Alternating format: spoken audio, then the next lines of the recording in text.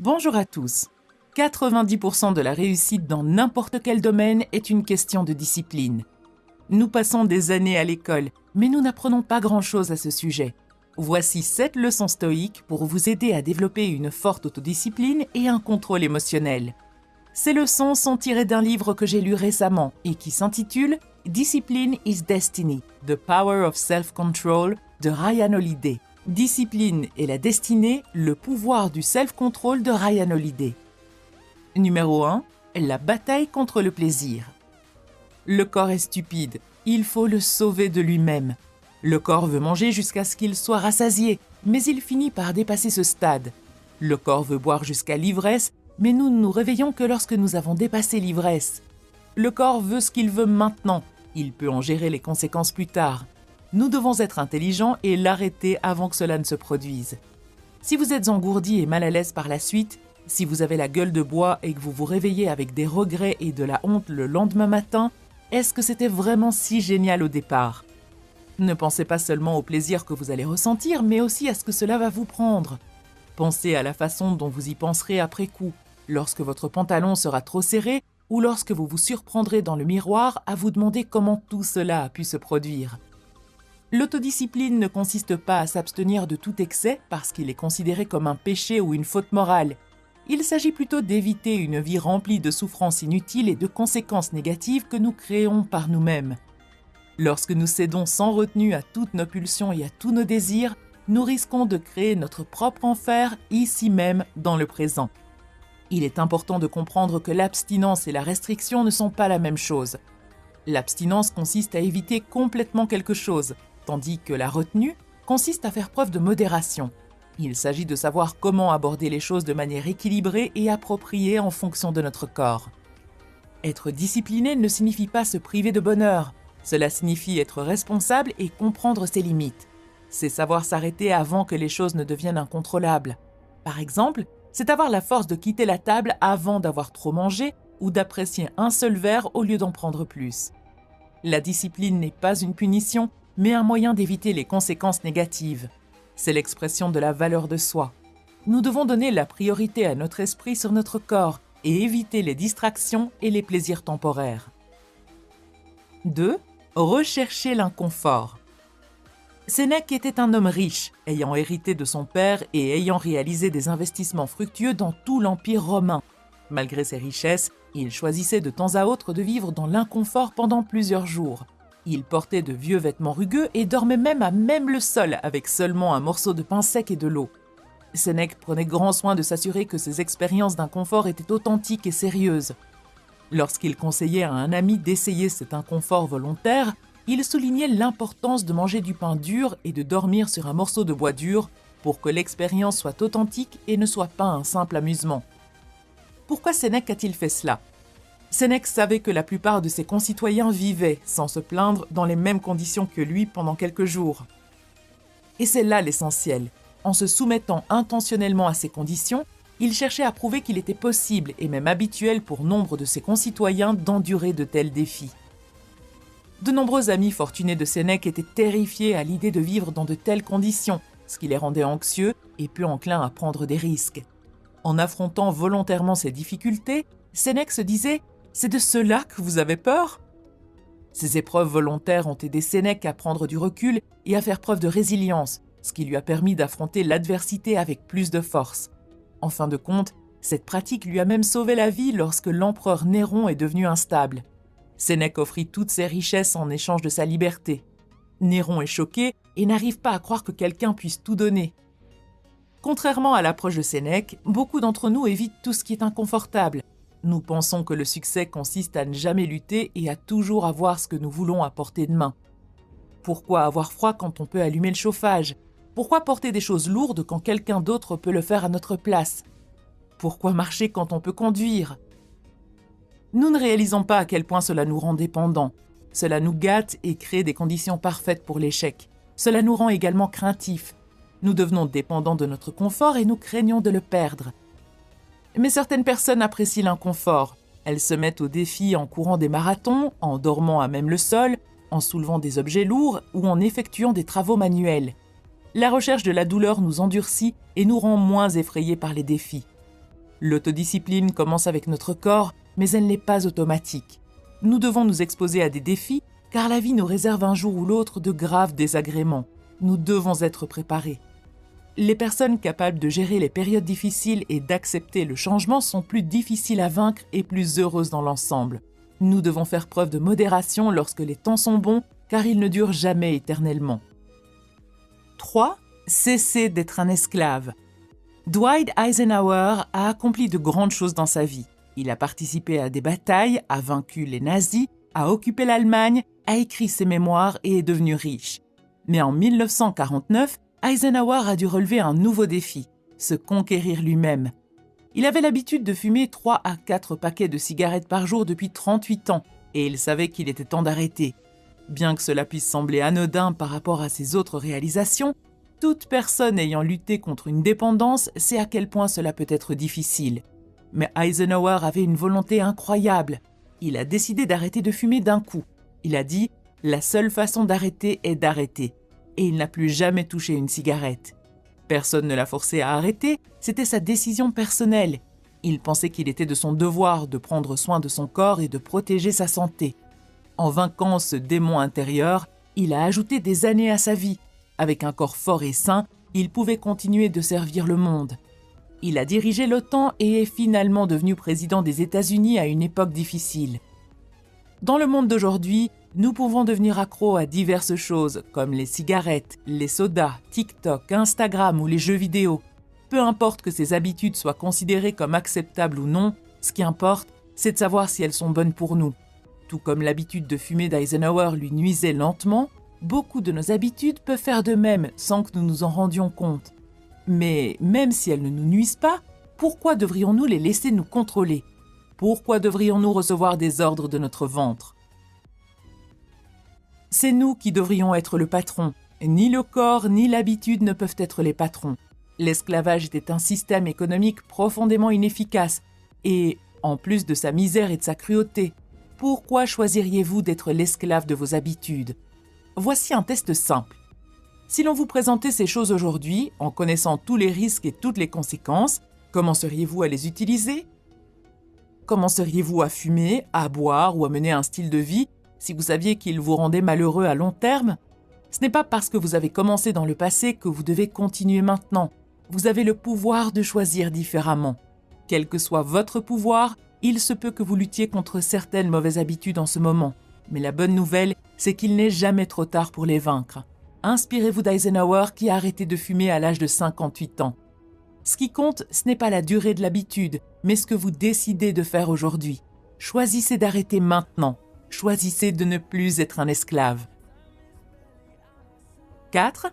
Évitez le superflu. Caton l'Ancien était connu pour sa remarquable frugalité. Il menait une vie simple et humble, ne portant jamais de vêtements coûteux et ne dépensant jamais de manière extravagante. Il buvait le même vin que ses esclaves et travaillait souvent à leur côté dans les champs. La philosophie minimaliste de Caton s'étendait également à sa maison. Il vivait dans une maison modeste, s'inspirant de son héros Manius Curius. Lorsque des émissaires ont été envoyés pour corrompre Curius à l'apogée de son pouvoir, ils l'ont trouvé dans sa cuisine en train de faire bouillir des navets. Son mode de vie simple leur montrait qu'il ne se souciait pas de s'enrichir. On ne pouvait pas l'acheter avec de l'argent.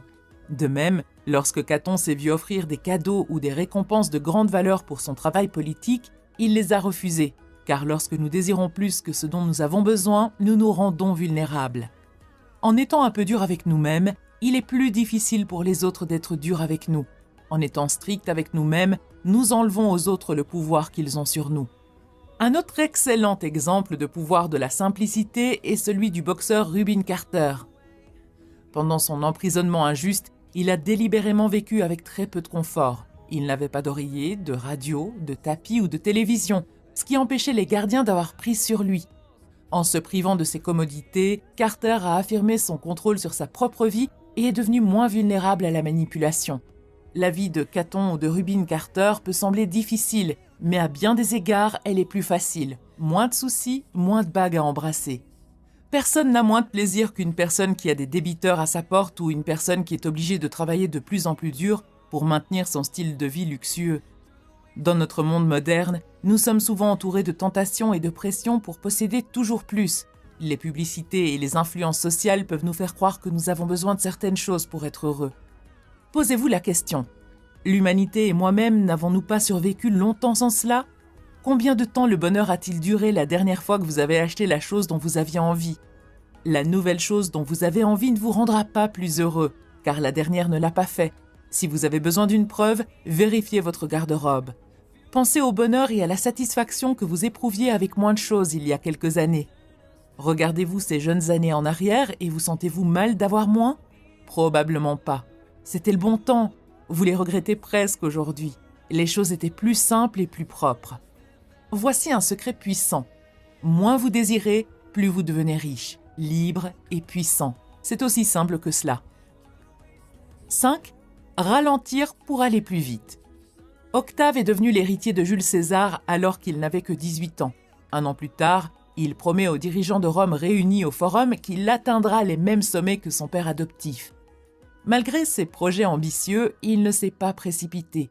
Au contraire, il adopte une approche lente et prudente, s'inspirant de ses maîtres stoïciens, Athénodore et Arius Didyme. Octave a co-dirigé le pouvoir avec Marc-Antoine pendant une décennie, puis a dirigé le Sénat pendant près de 5 ans, avant de devenir Auguste César en 27 avant Jésus-Christ. Son accession au pouvoir a été lente et intentionnelle. Lorsqu'Octave a pris le contrôle de Rome, il l'a transformée d'une ville de briques en un grand empire de marbre. Cette transformation ne s'est pas faite du jour au lendemain.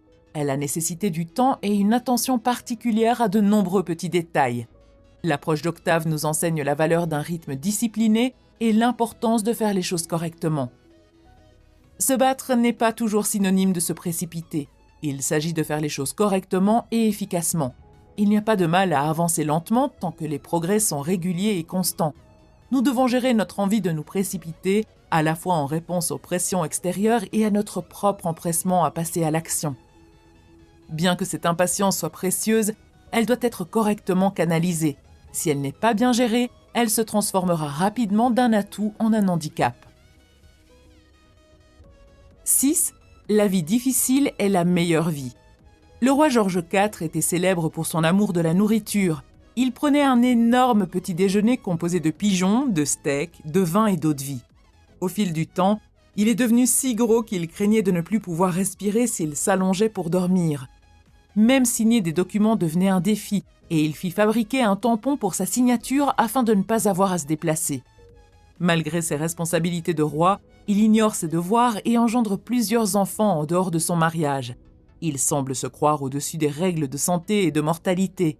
Il pensait que son corps pouvait subir des abus sans fin et sans conséquence. Cependant, son mode de vie insouciant l'a rattrapé et par une nuit d'été de 1830, il s'est retrouvé face à la mort à 3h30 du matin. Surpris de réaliser qu'il était en train de mourir, il s'est écrié « Mon Dieu, qu'est-ce que c'est ?»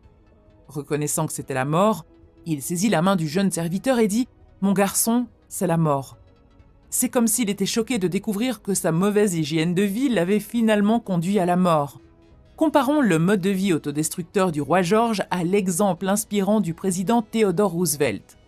Un jour, Theodore a dit à son père de ne pas le gronder, sinon il aurait de l'asthme. Et c'est ce qu'il a fait pendant de nombreuses nuits. Bien que né faible et confronté à des problèmes de santé tels que l'asthme et une mauvaise vue, il a choisi une autre voie. Il a accepté la vie difficile et a fait de l'activité physique une priorité dans sa vie. Encouragé par son père, il s'est engagé dans diverses activités physiques telles que l'avion, la boxe, la lutte, la randonnée et le football. Tout au long de sa vie, il s'est efforcé de rester actif et plein d'énergie.